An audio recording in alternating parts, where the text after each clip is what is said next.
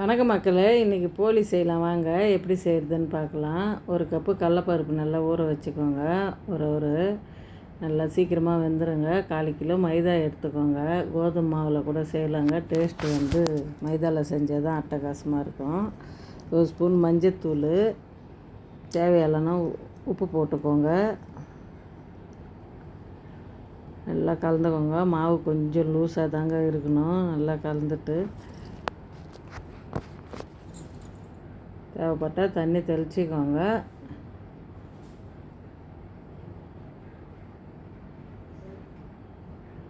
ஒரு குழிக்கரண்டி அளவு எண்ணெய் ஊற்றிக்கோங்க. எண்ணெய் ஊற்றிட்டு நல்லா பிசைஞ்சு வச்சுருங்க. அது ஒரு 1/4 மணி நேரம் ஊறட்டுங்க. மாவு நல்லா ஊறினதுன்னா நல்லா டேஸ்ட்டாக இருக்கும் போலி. இதை போய் இது கடையில் வாங்குறது நம்ம வீட்டிலவே செஞ்சிங்கன்னா குழந்தைங்க நல்லா சாப்பிடுவாங்க. ஒரு 4 விசில் விட்டு கடலப்பருப்பு வேக வச்சுக்கோங்க. நல்லா வெந்துச்சுங்க. ஊற போட்டோம்னா நல்லா வெந்துடும் கடலப்பருப்பு. ஒரு துணியில் தண்ணி வச்சுட்டு கொஞ்சம் நேரம் ஃபேன் காற்றுல வச்சுருங்க. நான் 200 கிராம் வெல்லம் எடுத்துக்கணுங்க. வெல்லம் நல்ல வெல்லம் தான், நான் வடிகட்டல.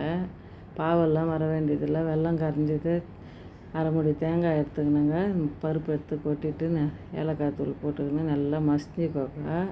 பருப்பு நல்லா மசி விட்டுட்டு இறக்கிடுங்க. அவ்வளோதாங்க. ஒரு கவர் போட்டுக்கோங்க. அதுக்கு எண்ணெய் தடவுங்க. இது மாதிரி தட்டிட்டு அந்த பூரணத்தை எடுத்து உள்ளே வைங்க. கவர் மேலே தட்டணுமன்னா எப்படின்னா தட்டலாங்க. சூப்பராக வந்துடும். கையில் வராது. கவர் மேலே தான் தட்டணும். அந்த ஸ்டெப்பிங் அப்படியே மூடிடுங்க. திருப்பி வச்சு கவரை மூடிடுங்க.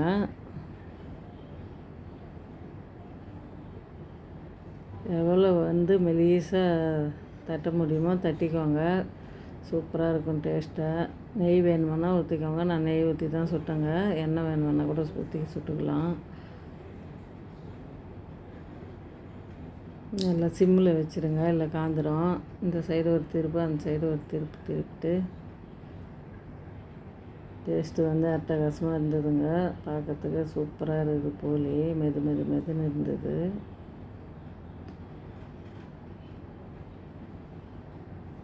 எத்தனை பேர் போலி சாப்பிட்ருக்குறாங்கன்ட்டு கமெண்ட் பண்ணுங்கள். எனக்கு 8 போலி வந்ததுங்க. போலி பிடிச்சிருந்தால் லைக் பண்ணுங்கள், ஷேர் பண்ணுங்கள், கமெண்ட் பண்ணுங்கள், சப்ஸ்கிரைப் பண்ணுங்கள்.